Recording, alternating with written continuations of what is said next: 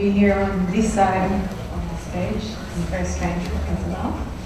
And I would like to introduce Adam Harvey. I think that some artists work also as activists in the community do reflections of reality, and some try to change reality. And I think that Adam does both in a sense.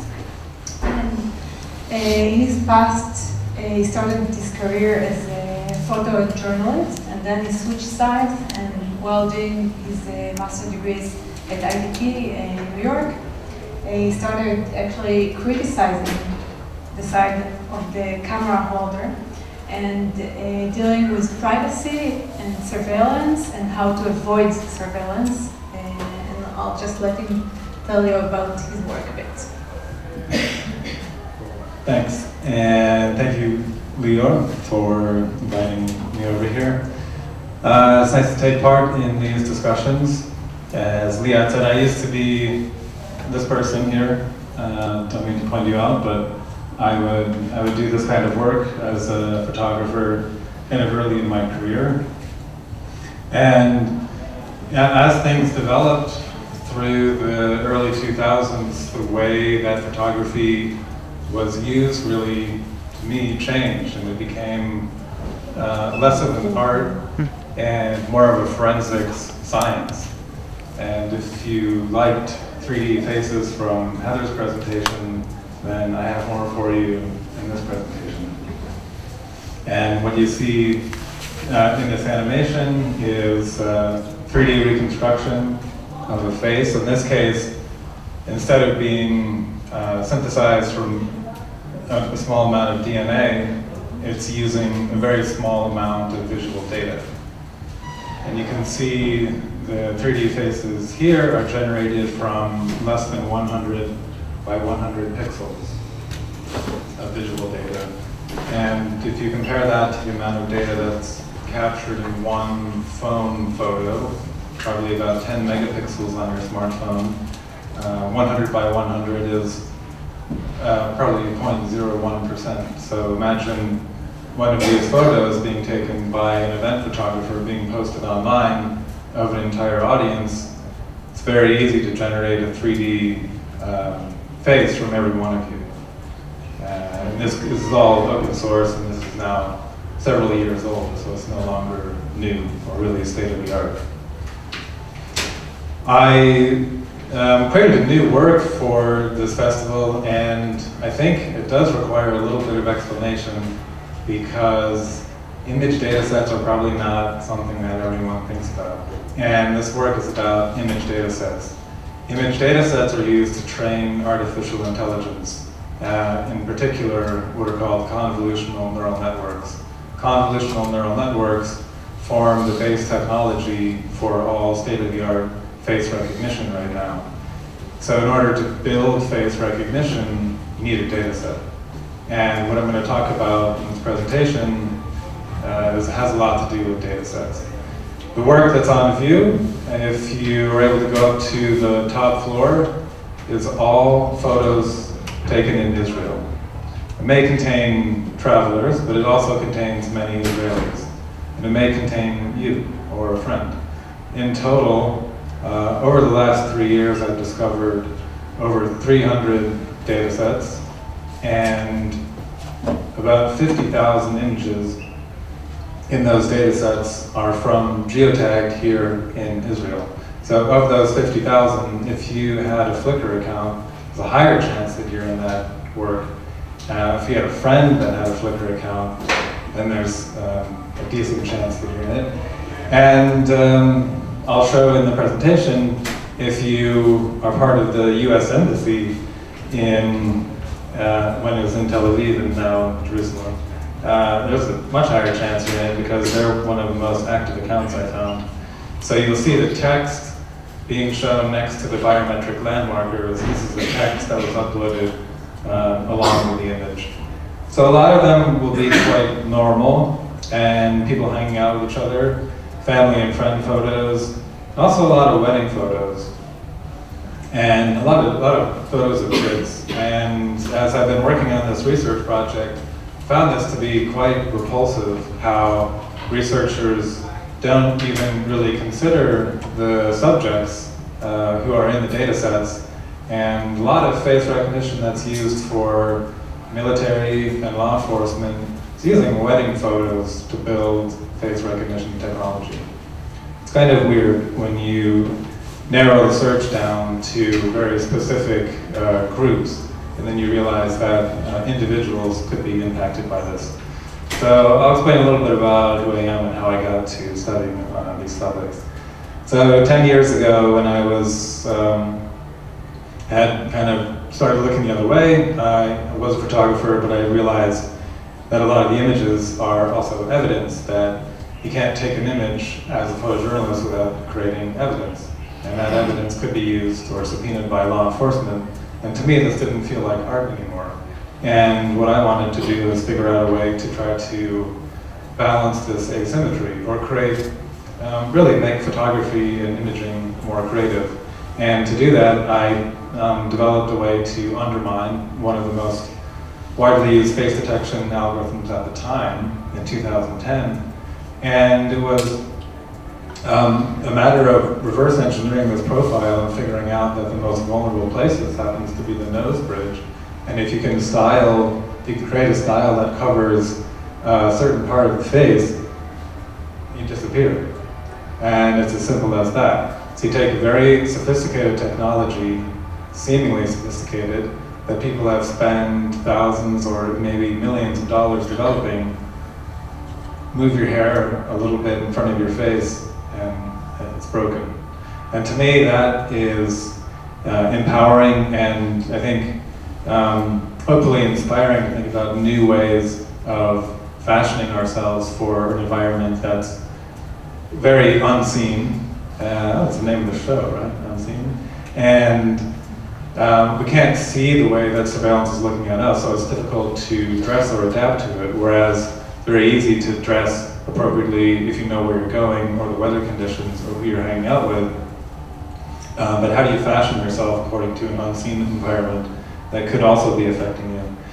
Another project that I work on is an anti-drone burqa. This is a heat-shielding thermal signature reduction burqa that's designed to shield oneself from military drone thermal imaging. It's deliberately provocative, and the idea here is that religious garments could be reimagined in today's context as, instead of providing a separation between man and God, providing a separation between man and drone. That project ultimately ended up being tweeted by someone from the Pentagon and other interesting places. And I did another fashion project looking again at face detection. And here the strategy, the camouflage strategy, is called decoys. So you're misleading the algorithm by presenting false faces with a high confidence, so that your face could have a slightly lower confidence, and then it would not be analyzed, because a lot of algorithms will prioritize the most face-like part of an image. Then, then I kind of turned again, and then I built the face recognition system. I came up in the last presentation too, and that was really interesting because I developed a perspective that I couldn't have otherwise had. I became the person sitting in the back room that was able to run face recognition queries for any curator, for any writer coming into the show. And it was so easy. It was an incredible moment to feel the power of a facial recognition system at your fingertips. And that also helped inform my perspective. This next one is not going to seem related at all because it's about Wi-Fi, but I'll show you in a minute why, to me, it's no different than photography. This is a more recent project, and it's a Wi-Fi geolocation spoofing project. And okay, so Wi-Fi geolocation works by looking at all of the routers that are around you, which broadcast a unique MAC address, and actually use a very small Internet of Things device that costs very little, and clone that environment and replay it. So I worked on a project with a collaborator, Anastasia Kubrak, and we made a book where you could replay the Wi-Fi infrastructure at the location of Silicon Valley elites. Peter Thiel, Mark Zuckerberg, Evan Spiegel, Eric Schmidt, and so on. And the funny thing is that it really works. So this is an example of using the device to relocate myself in Berlin to Peter Thiel's house in Hollywood. And the device works better or worse in different situations depending on the environment it's used in. And Peter Thiel has 2 houses, of course. And the other one's in Hawaii, so here I'm on vacation in Hawaii. And in this next slide, you can see the accuracy where I wanted this device to go, his actual pool, and where my phone thought I was. So it's quite close, quite cheap, quite interesting, low-cost kind of creative Wi-Fi exploit. But what does this have to do with photography and data sets? Well, as I was talking about in my workshop here, what is the difference between Wi-Fi and photography? And to a technical person, there's not that much difference because a camera and a Wi-Fi router both operate in the electromagnetic spectrum. A router is a transceiver, technically, but they're both receivers. So a camera receives photo light, but it's in the electromagnetic spectrum. It's just in a different frequency range, but they're both transmitting data. And I think it's easy for us to think about Wi-Fi as data and privacy regulations for who can listen to that data. We typically don't think about that for photography. Yet, it's a new kind of optical data. This is I'm not sure how much time I have, but this is the section where I zoom in and enhance on what optical data is. And 1 pixel is where we begin. It's so small, no one does really anything with 1 pixel. But if you zoom in a little bit and begin thinking about it further, it presents an interesting story. So 1 pixel actually could become a database with 256 different values in it. An 8-bit color or grayscale image, so 2 to the 8th power. 256 is enough to encode an entire alphabet. So you could write Moby Dick in 1 pixel, and you could condense the whole book into an image. If you were to increase the size 1 in each direction, then you go from 256 to 4.2 billion values. Now, if you were to look at every combination in this space, it would take 136 years. And we can speed it up now to 10 frames per second, and now we're looking at 13 years to look, no breaks, no sleep either. So already at 4x4, we have a huge amount of information, and it's becoming difficult to even represent this amount of information with words. If you try to verbalize how many different combinations there are at 4x4, you end up at 3.4 tera yada values. And now it's going to take 340 million trillion years at 10 frames per second. We go up to 8x8, so 64 total pixels. So nobody really makes anything at 8x8. You can't even make an avatar. But the amount of information at 8x8 is now 13.4 giga yada yada yada yada yada values, or 256 to the 64th. And if we go up a little bit further, it becomes much sillier. There's no way to describe it with words if you go up to 10 by 10 or 12 by 12. And the amount of combinations now can only be represented as numbers with exponents. What does this mean, though, in terms of face recognition? We'll get back on topic now. And face recognition, as I mentioned in the beginning, with 100 by 100 pixels, you can make a 3D representation of anyone in this room with 1 smartphone camera capture. Very easy, you can run that on a laptop. Most face recognition these days is run with about 20 to 55 interocular pixels, which works out to a full face crop of about 40 pixels minimum. So you could take that 100 by 100 and even make it smaller. So you don't need very much data to do a lot of analysis with face recognition. If we take more of a historical look at how much data we can capture right now, it's interesting to look back to 1975 when it was just 0.01 megapixels, and how the growth of capture resolution has followed an exponential trend, with in 2016 Canon releasing a 120 megapixel camera at the prosumer level. So one capture would be on 120 megapixels. And then think again about how just 100 by 100 pixels is enough to synthesize 3D face images of everyone. So focusing the talk a little bit more, now how does this relate to datasets and AI and the future of computation? Really, algorithms, you can't use them if you don't have data. And when you're building artificial intelligence models or convolutional neural networks for face recognition, you can't do anything without data. And data is the way that you program the algorithm. So as Jeffrey Hinton says, he is one of the creators of the really modern day neural network movement, the way we talk about it, our relationship to computers has changed. Basically, program computers with data. So the architecture of the data becomes similar to the way that we think about code today. And where does this data come from? So that's the focus of my current research and the focus of this work here. A lot of it that's being used in academic research comes from you. So it comes from people who use social media, either in the form of publicly shared social media or to private companies like Facebook and Google.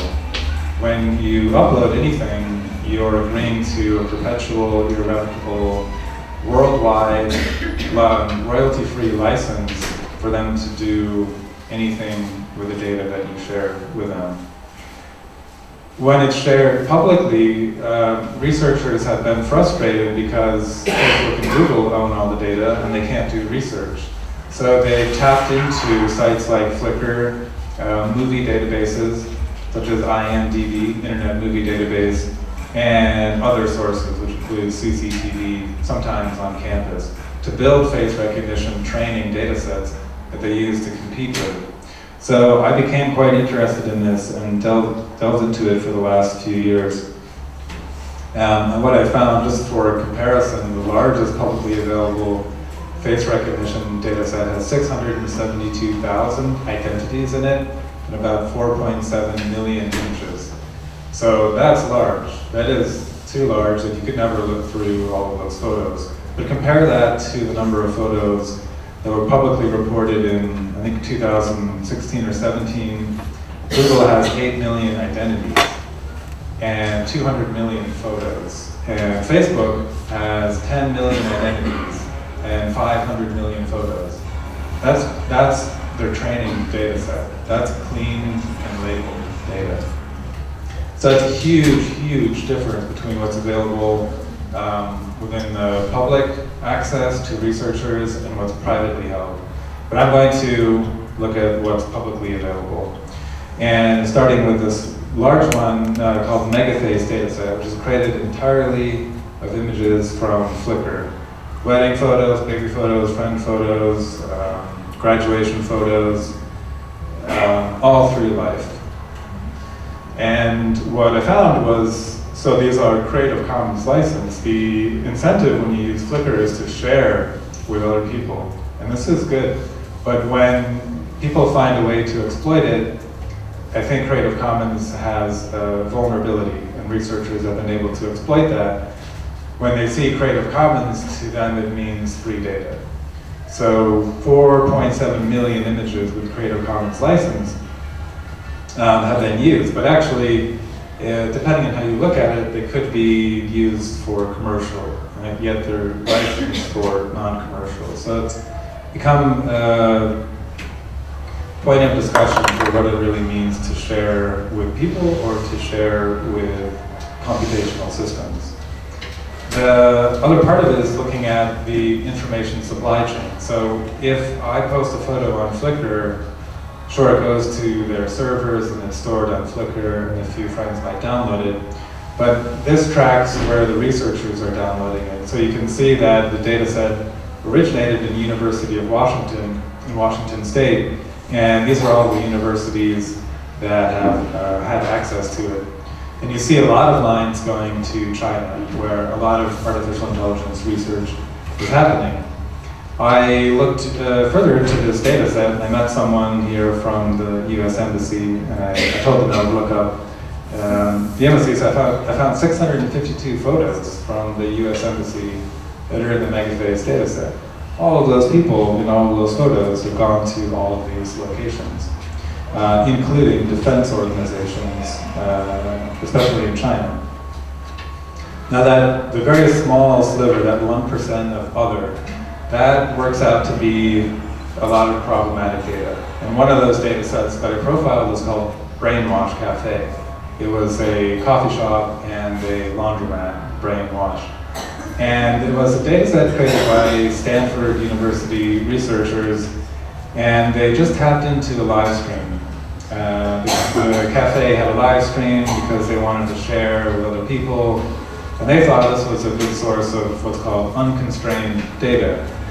Well, the researcher created the data set and posted it, and 1 year later, it ended up being used in a research project by the National University of Defense Technology in China.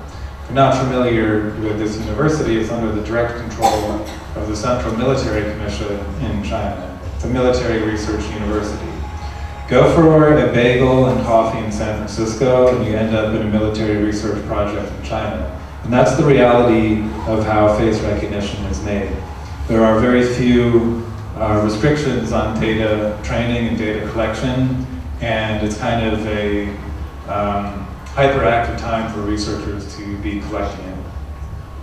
That story ended up on the front page of the New York Times, and it was quite controversial for a lot of tech workers in California at been to this cafe. And there were 3 days of footage that were captured from the moment it opened to the moment it closed. So let me know how I'm doing at the time. I should speed up, and I'll show one more example of the 1% sliver. This one is from Duke University in North Carolina, and researchers were convinced that they were building technology that people wanted. And they developed a data set for what's called multi-camera tracking. And that basically means being able to track someone as they move throughout a city and get into a car or go underground and come out. Well, it turns out that's also quite popular in China. And their data set became incredibly popular, and it was the standard data set for researchers to benchmark and develop these surveillance algorithms. Also turns out a lot of the companies that were using this data set were also complicit in the surveillance technology that was being used for monitoring the Uyghur Muslims in China. De facto, and the companies who provided that technology have many citations for the research papers using this specific data set. So you go to class in North Carolina and you end up facilitating authoritarian surveillance in China. This is the new reality. It's actually a bad thing. Yeah, it's true. Maybe you do want to facilitate surveillance in other regions, or you don't care and have other concerns. But the politics across borders change, and people's image become political objects when they can be transformed into training data. And without any regulation around this, we'll probably continue to see worse things happen. And everybody, I think, has one political view that they enjoy and political views that they disagree with. And if you don't have any control over yourself as a data body or data creator, then you have no agency in any political decision-making contributing to those processes. Do you think this is the case mostly for databases that are used to create the technology, or generally speaking, in surveillance? Well, I'm focused mostly on data sets right now. Of course, the argument with surveillance is much more problematic because you can spy internationally. And I think that's a different argument. So there are many ways to cyber attack people through remote attacks on infrastructure and affect them politically. It kind of leads to this problem of security or privacy nihilism that Heather and I were discussing last night. There's so many different problems with surveillance that people may have issues with how it's being used and how they don't have any agency in the regulations for it. So I'll, for now, focus on the data set part of this. Moving forward with it, the Duke data set then was investigated in a joint investigation with the Financial Times, and Duke University then took it down as a response to the article. And the student newspaper wrote about it, and it became a small scandal at the university, and the vice president for public affairs was forced to make a statement, and actually the author of the data set came forward and said he took full responsibility for his mistakes, not sure what that means though, and apologized to everybody that he recorded in the data set. So he had no idea that what he was doing, and chances are he believed that what he was doing was helping move technology forward. I published 6 data sets now, 4 out of the 6 of them have been taken down as a response to the project. So it turns out a lot of them were either flawed and illegal or violated IRB policies for the university. So one more was, it's called the Microsoft Celeb dataset. It's not really a celeb, it's people with online personas. And it turns out that the dataset was probably in violation of part of the GDPR regulations, so Microsoft lawyers acted quickly to shut down the dataset in response to the Financial Times article. And this brings me to a point that the researcher from Duke University probably thought that he was developing something that people wanted and considered it an innovation. And a lot of people would agree with that. But I think it'd be worth considering GDPR as an innovation too. And an innovation that Europe got to first. Now California has developed what's called the CCPA, or the Consumer Protection Privacy, and it's based on GDPR. So usually it's Silicon Valley leading and Europe trying to follow, but now we see something else happening. Innovation in privacy regulation, and California is following the lead from Europe. So that's kind of where I'll end, and I thought I would let this video with all of the Israeli faces and data sets play in the background. So, about 15 years ago, I was at an AI conference, and on the invitation, there was a quote by Oppenheimer, and he said that when something is technically sweet, you go ahead and do it. And he actually said it during the investigation committee on the atom bombs that were thrown in Hiroshima and Nagasaki. And I think this is very relevant in many sense to what you say.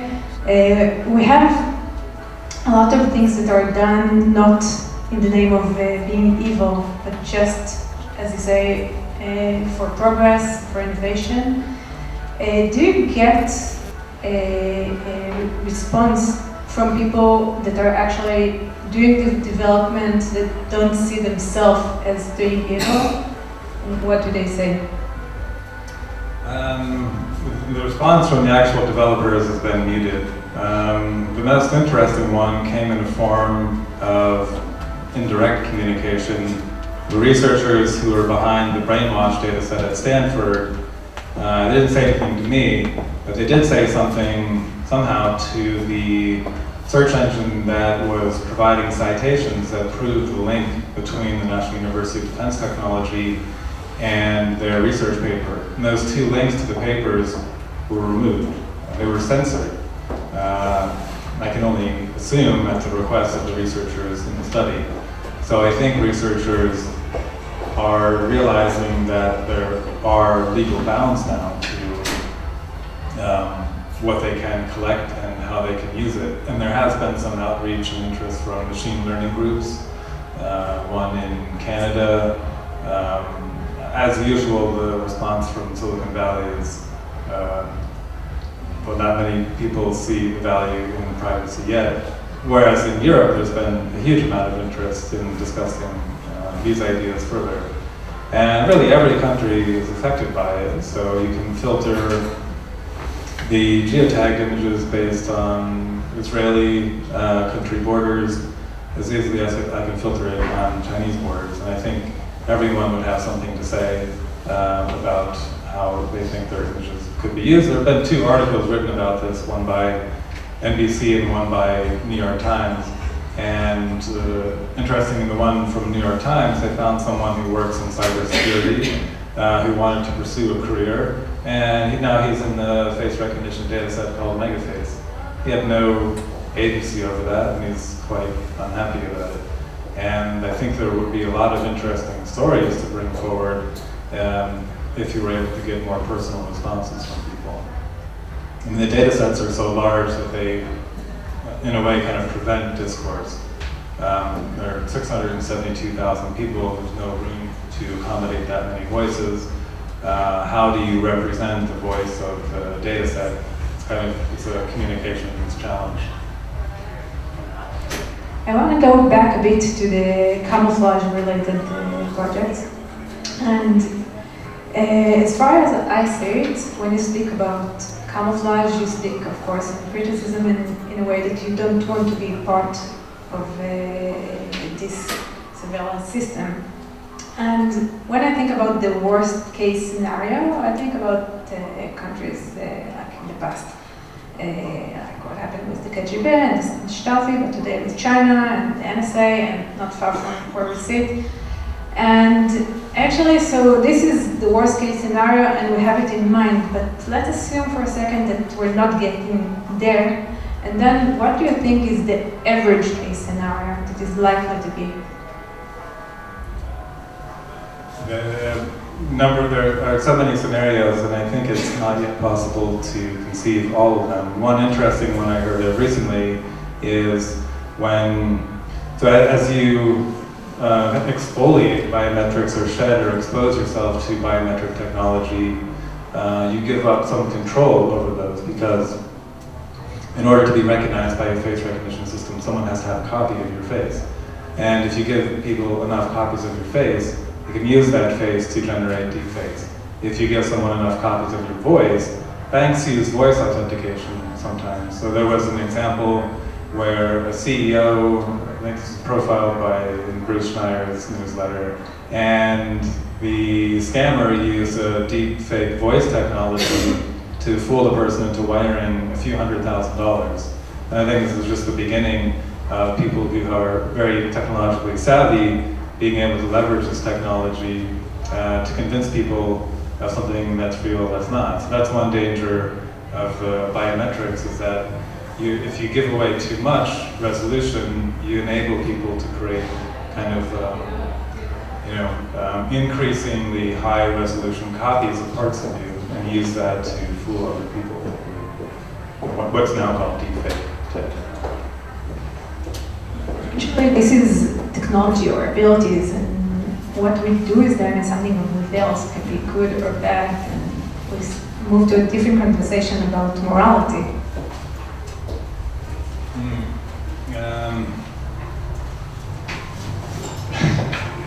I'm not exactly sure what you're asking with. Do we need to tap the abilities, or maybe we continue developing and ask different questions?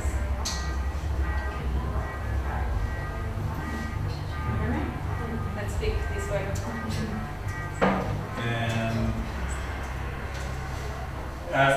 mean in terms of which technologies that would be good for society and which could be harmful and which we should continue developing?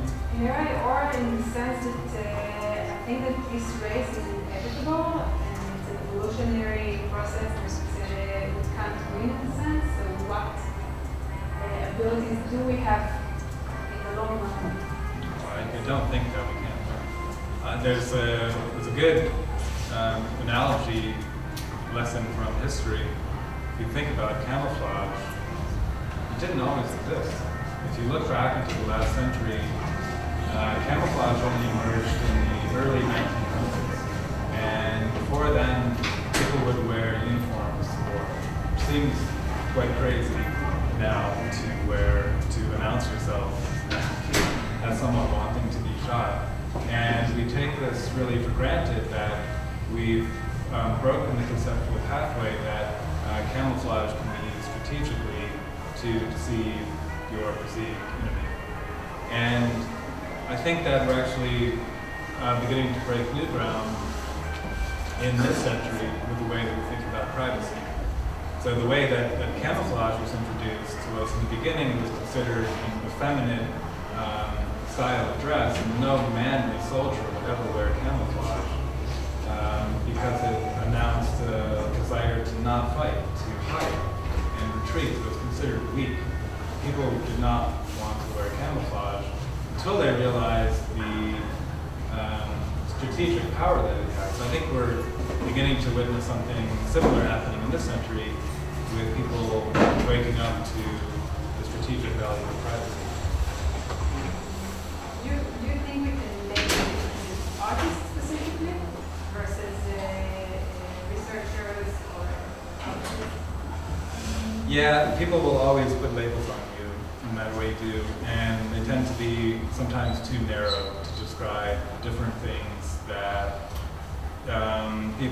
citizens who have something to communicate are practicing in or passionate about or working on. So today, maybe you're an artist, but tomorrow you're an advocate for something.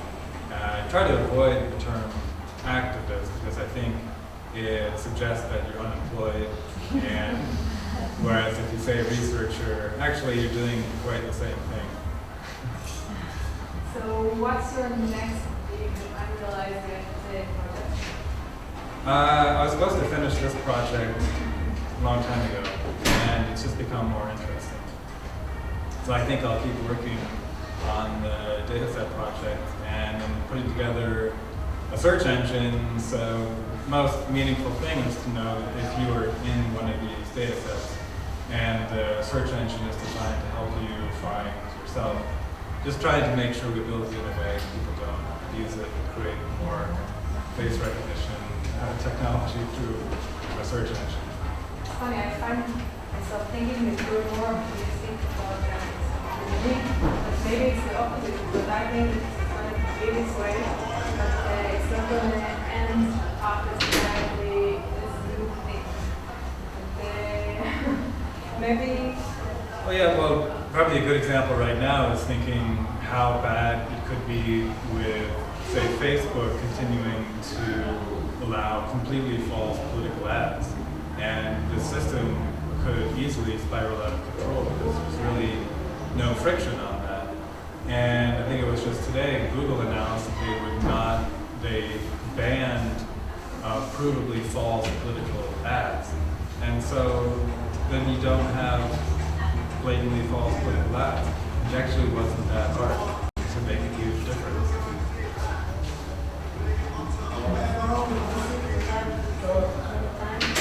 We have time for a few questions. Yes.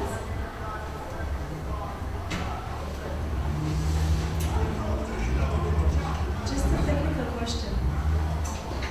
I'm not sure I understood something you just said at the end. You said that people can search themselves to see if they exist on these sets, or are you creating these search engines that will enable people to search for themselves to make sure that to verify whether they exist or not in these data sets? Well, I built it as a face recognition search engine, but then I decided to not deploy that online. So there is a local version with most of the images from the data sets, and you can walk up to it and it will do face recognition to search for you. Decided this is too dangerous to put online. And making it text only. So text is an absolute identifier. A search for a ID from different accounts, whereas a face is a relative or probabilistic identifier. So I felt there was too much room for abuse. Were you approached by companies or that tried to buy your research and for like all the things that you're doing, way to counteract that? It's probably worth a lot of money to people using it, and I'm just wondering whether you've been approached. No. Yeah, not really. Most of the. What's your price? Well, I do think that data sets will have new value as they begin to become more difficult. And it's probably important that in some way they're preserved for further inspection or analysis later on. So I don't think there's any immediate risk of this. There was an essay that points out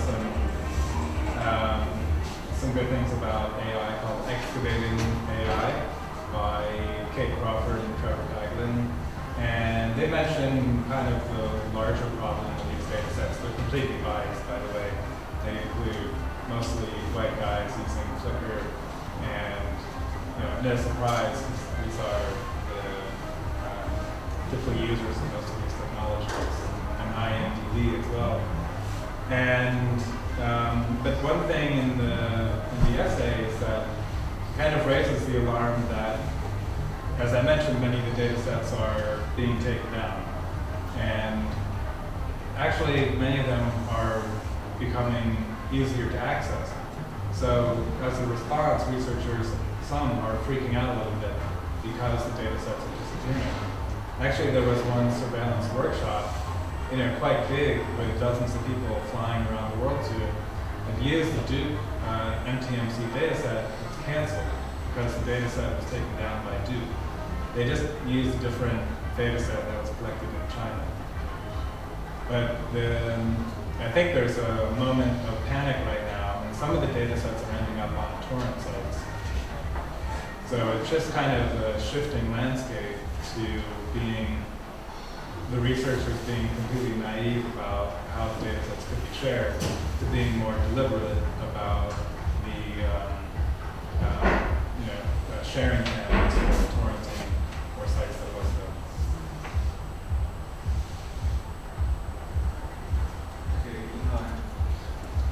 Sean, I was looking at you specifically. So one thing that keeps coming up is this chasm between like the optimism of sharing culture and free culture, right? That was like all the rage 10 years ago or more, and then this moment of break between the idea that we should strive for open software, and then while doing that, we've opened ourselves to being exploited by those who are in position of power to basically take that much further than anybody else. I think your graph with Google and Facebook being in this position is very telling.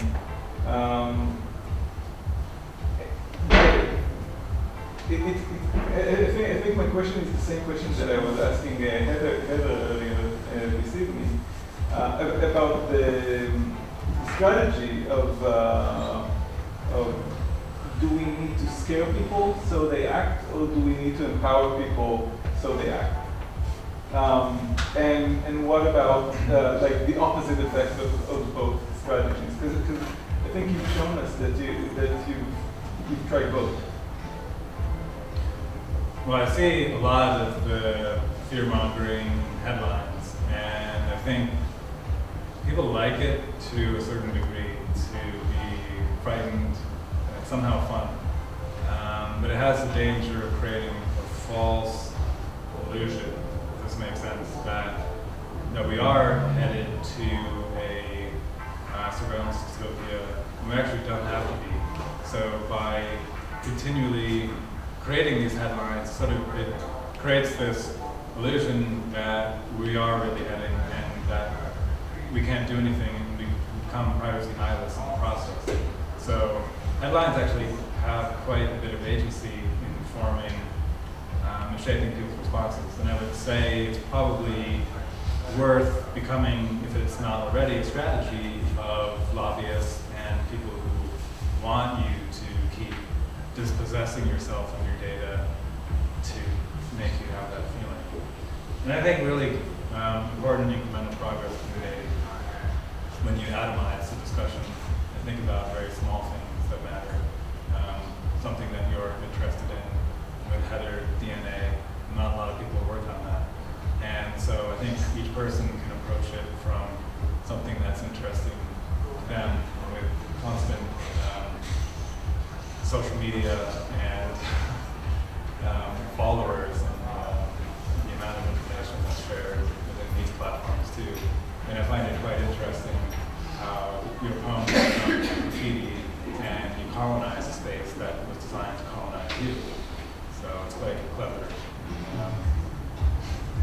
And because there are so many things happening that are unseen, that we're still turning over the rocks and discovering all these creatures underneath them, that the opportunities for creative interventions, to me, because so many things are unexplored, it seems like there's so many opportunities to do things with these discoveries and exploits like the data pools project.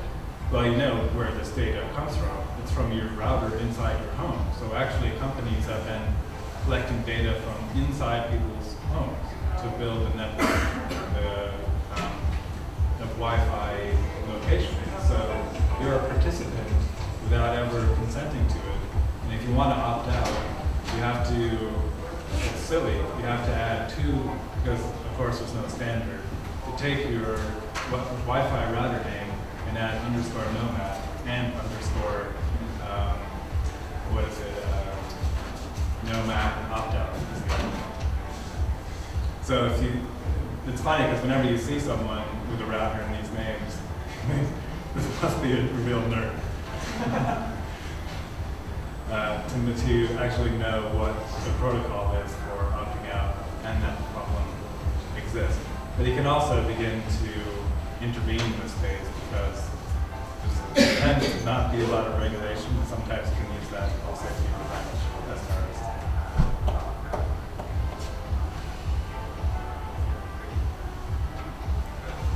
Thank you, Adam. Thank you.